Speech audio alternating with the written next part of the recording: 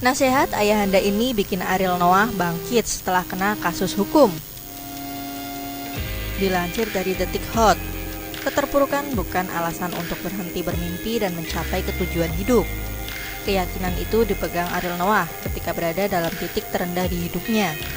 Ariel pernah dihadapkan dengan situasi sulit saat berurusan dengan hukum beberapa tahun lalu.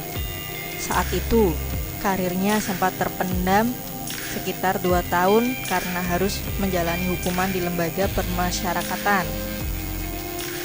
Tapi, pria dengan nama lengkap Nazril Ilham itu tak lantas dirundung rasa frustasi. Salah satu hal yang menguatkannya, yaitu pesan sang ayah bahwa apapun yang telah diperbuat mesti dipertanggungjawabkan. Ariel pun menganggap kasus yang menimpanya merupakan pertanggungjawaban yang harus dia berikan. Pelantun lagu Menghapus Jejakmu itu juga punya keyakinan Tuhan tidak akan memberikan cobaan di luar batas kemampuan manusia. Ia pun yakin bisa melewati masalah yang menimpanya kala itu. Bokap itu selalu bilang, kalau berani berbuat, berani bertanggung jawab. Begitu ada kejadian seperti di tahun lalu, kayak gue udah punya pegangan, kata Ariel saat berbincang dengan Iwa K di program Musafir Malam yang tayang di Mola TV. Dari masalah yang dihadapi saat itu, ia mengambil cukup banyak hikmah. Salah satunya, dia jadi lebih disiplin.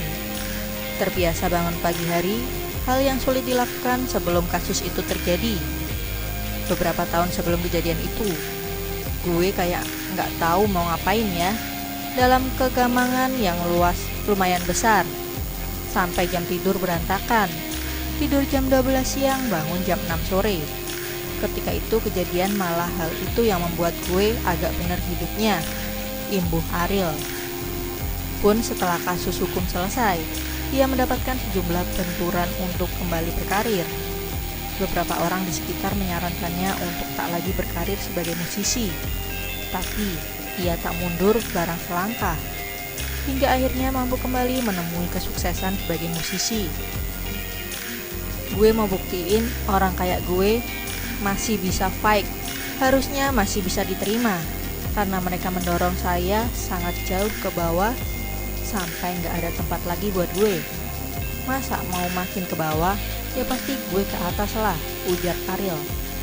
Dalam perbincangan dengan Iwaka di Musafir Malam, Ariel menceritakan berbagai lika-liku hidupnya. Iwaka mencoba mengulik sisi kehidupan Ariel yang belum banyak diketahui.